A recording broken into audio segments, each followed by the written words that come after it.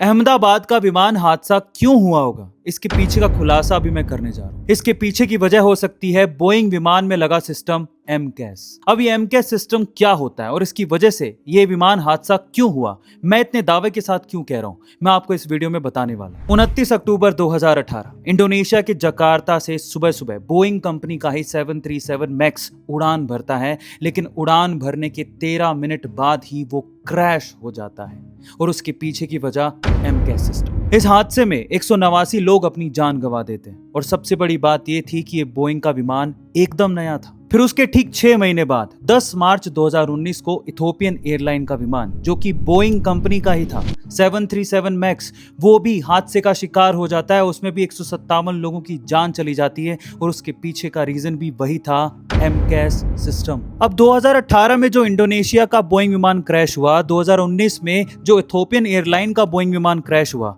और जो 2025 में एयर इंडिया का बोइंग विमान क्रैश हुआ, उन तीनों में एक चीज कॉमन है कि ये तीनों प्लेन ही टेक ऑफ के थोड़ी देर बाद ही क्रैश कर गए, जिसमें से 2 की वजह एमकेएस सिस्टम है। क्या तीसरे की वजह भी एमकेएस सिस्टम है?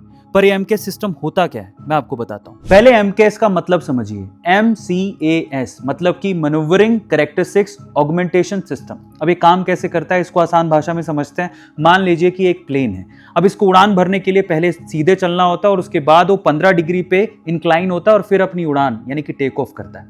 अब देखिए 15 डिग्री से थोड़ा सा भी एंगल ज्यादा हुआ तो हवा उसे फ्लिप कर सकती है।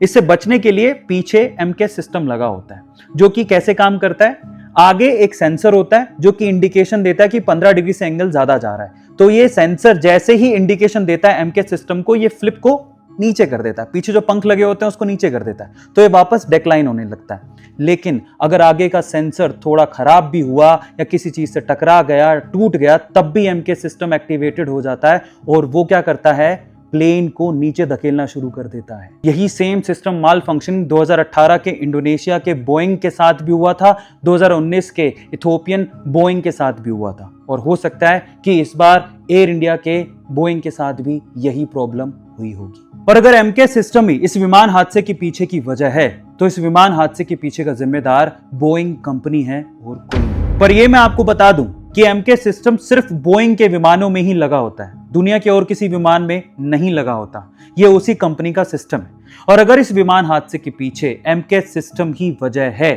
तो इस विमान हादसे का जिम्मेदार सिर्फ और सिर्फ अमेरिका की बोइंग कंपनी है। अब इस एमकेएस सिस्टम पर पहले भी बहुत बार सवाल उठ चुके हैं, मुकदमे चल चुके हैं, लेकिन अमेरिकी सरकार ने कुछ भी नहीं किया और आज भी इस सिस्टम से बोइंग विमान उड़ रहे हैं, ना जाने कितनों की जान और लेंगे।